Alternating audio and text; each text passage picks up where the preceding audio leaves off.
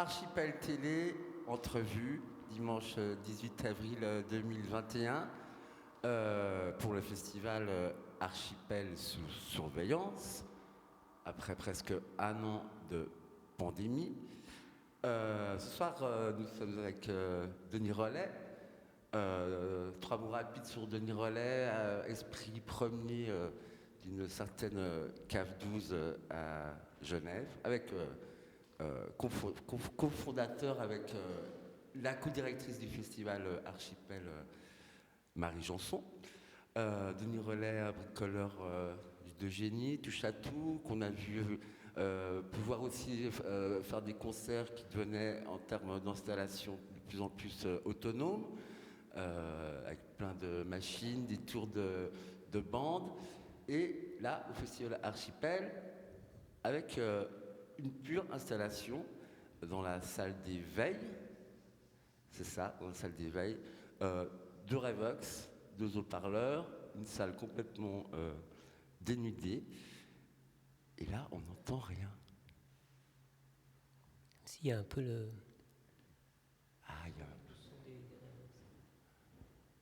Alors des fois on entend des sons, des fois il y a du silence, et est-ce qu'il faut expliquer d'où viennent les sons? Oui, mais je peux expliquer le dispositif parce que donc là on est dans une pièce qui est un peu en retrait du festival. C'est une pièce qui est assez peu utilisée pour le public. Est-ce que c'est toi qui as choisi la pièce? Oui, c'est moi qui ai choisi parce qu'elle a un côté assez austère et assez vieillot comme ça. Et donc le dispositif, c'est pas que cette pièce, c'est un autre espace. C'est l'espace où il y a par contre beaucoup de public. Et enfin, pas de public en ce moment, mais théoriquement beaucoup de public, c'est le théâtre Pitoef, qui est à l'autre bout du bâtiment. Et là, il y a deux microphones. Donc c'est une installation pour deux Revox et deux microphones et deux espaces. Et l'idée, elle a un peu évolué avec justement la situation où on a su qu'il n'y aurait potentiellement pas de public.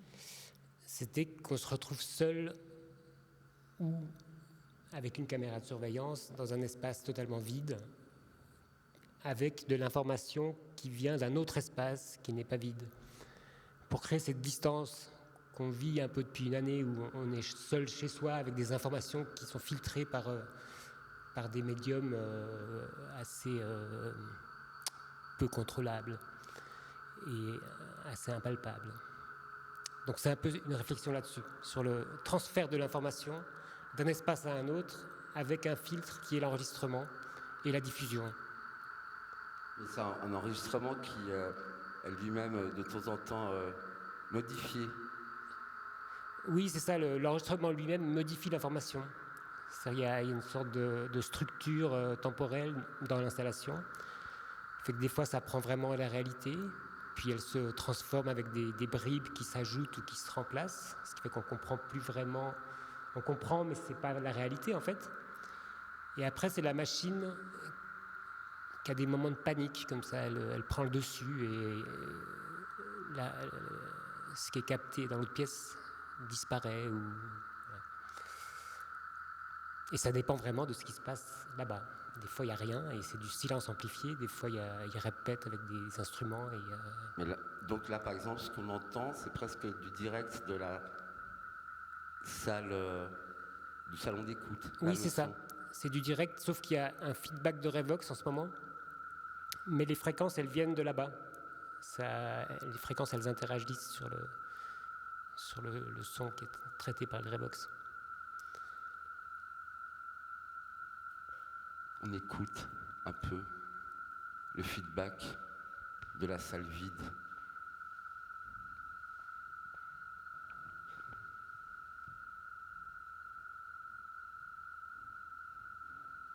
C'est comme si c'était le son du vide, là. Comme si c'était quoi? Le son du vide, d'une salle vide. Voilà, mais ça peut être ça, ouais. Ou alors des signaux extraterrestres. Voilà, et ça, c'est tout d'un coup l'influence de ce qui se passe vraiment là-bas. Je pense que c'est les répétitions du concert de ce soir, ouais.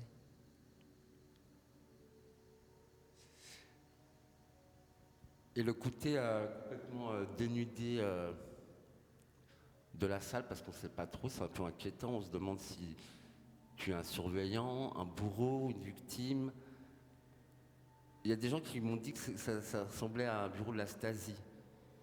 Bah, ça, c'est l'architecture et les couleurs de l'espace. On est vraiment dans je veux dire, cette armoire, elle est assez...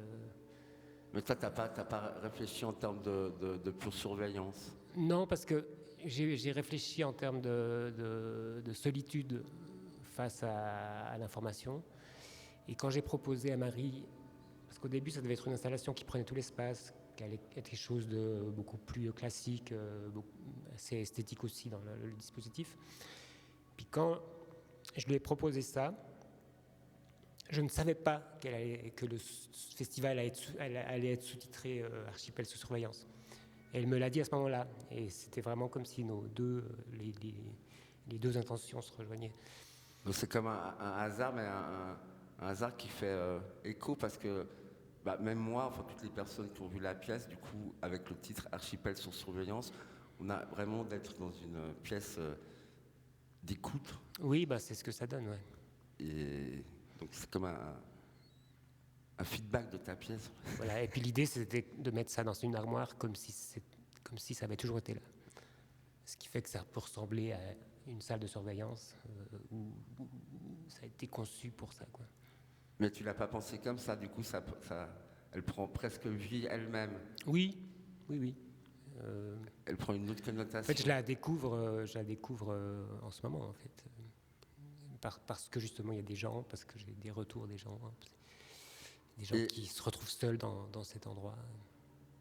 Et j'ai remarqué, par exemple, parce que je suis passé hier, que tu passais beaucoup de temps ici, et tu m'as soufflé à l'oreille ou à quelqu'un qui était là, que en fait, tu adorais écouter ce qui se passait parce que c'était toujours différent et que toi-même, tu étais surpris par les sons qui étaient générés par... Bah oui, parce que le dispositif, il est en fait assez simple.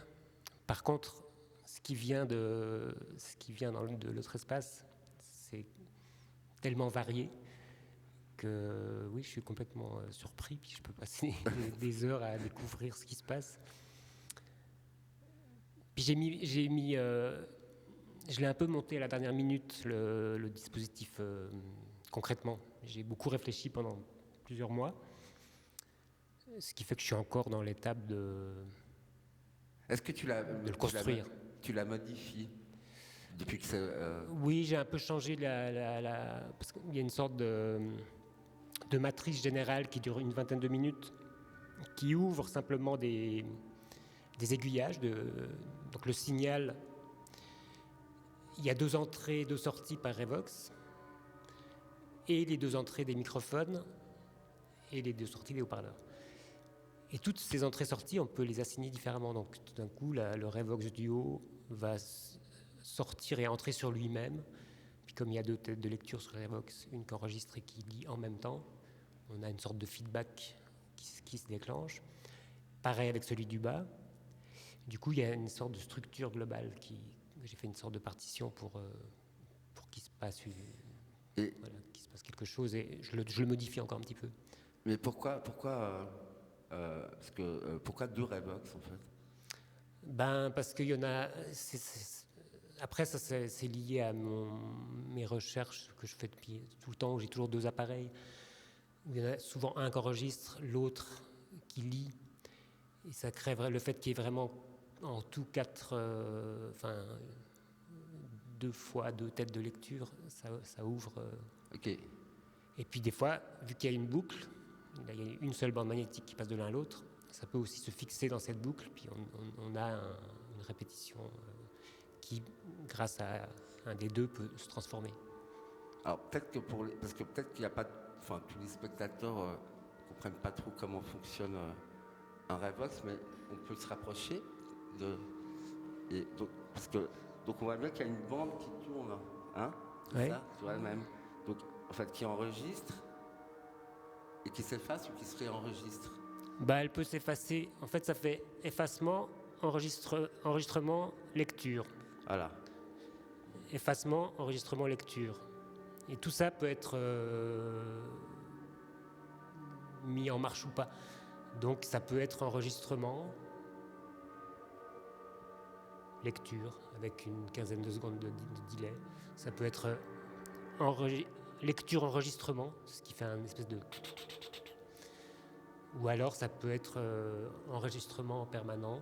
Et ici, lecture-enregistrement, ce qui fait que ce qui a été enregistré va influencer un delay qui se passe ici. Mais c'est vaste, il y a plein de possibilités. Mais ces possibilités-là, elles sont aléatoires ou elles sont toujours la même, là, par exemple? Elles sont pas aléatoires. Ce qui est aléatoire, c'est la source. Ok. Ce qui vient de l'autre pièce. Ouais. La réalité est aléatoire. Ouais. Le dispositif, il est justement, c'est pour ça que je dis, il est assez simple. C'est une partition très simple, mais ce sera jamais pareil parce que la source est différente. Et il y a une fragilité vu que ça joue sur les feedbacks. S'il n'y a que du silence, il va se passer presque rien en fait. Il y aura juste des amplifications de silence. C'est comme on a eu au début de l'interview.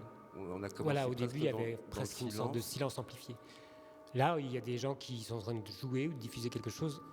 Donc, c'est pas la réalité, ça ressemble, parce qu'en fait, il y a quand même une espèce de boucle qui se met en place et des incrustations. Là, il y a des gens qui parlent aussi. Il y a des gens qui parlent. On entend ce qu'ils disent. Si on prête bien l'oreille. Et donc, ça veut dire qu'on peut venir régulièrement au cours de la journée, parce qu'à chaque fois, le son sera complètement différent selon ce qui se passe dans l'autre réalité. Voilà. Là, il y a des sautes temporels. On revient dans... Il y a des... Quand il parle, je pensais du direct. Puis tout d'un coup, il y a des moments qui avaient lieu... Voilà, ça avait lieu il y a 15 secondes à peu près. Redites. Il y a vraiment des espèces de montages naturels qui se font entre les deux Revox. Fait qu'il n'y a pas tout qui est en direct. Il y a des décalages d'une quinzaine de secondes. C'est-à-dire que nous-mêmes, en étant là, on ne sait pas quelle est la réalité. Quelle est la réalité de l'autre salle. Voilà, exactement. Et c'est ce qui se passe partout. On ne sait jamais quelle est la réalité d'un ailleurs, parce que l'information n'est toujours qu'un point de vue. Oui, parce que il faut se méfier de l'information qu'on reçoit. C'est ça, hein, ouais. Un peu. On peut se méfier des fois. Alors voilà, mais tout ça était réel. Nous étions bien en direct sur Archipel TV, une vraie réalité avec entrevue. Denis Rollet. Tu voulais rajouter quelque chose peut-être, Denis? Merci à toi de m'avoir interviewé. Merci à toi de m'avoir accepté. Et prochaine interview de ma part, je crois qu'il y a d'autres journalistes, intervieweurs, ce sera Francisco Merino. À Noiser, musique concrète, qui maintenant fait de la composition. Je m'aurais dû l'interviewer parce que j'ai beaucoup aussi de questions à lui poser. Et venez au festival. Enfin non, vous ne pouvez pas regarder la télé. Enfin peut-être vous pouvez lundi. Hein.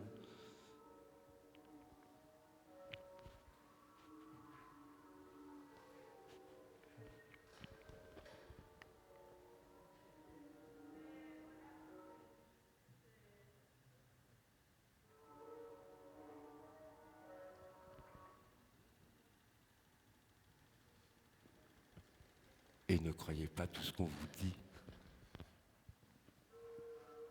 Ce sont des machines.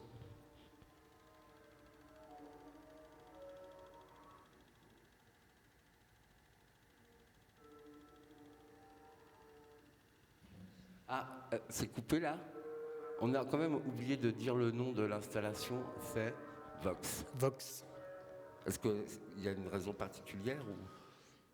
Revox, Vox, la référence à la voix ou canal de diffusion, je sais pas, voix de diffusion. En tout cas, j'espère que vous pourrez venir parce que c'est vraiment une superbe installation que j'ai adorée.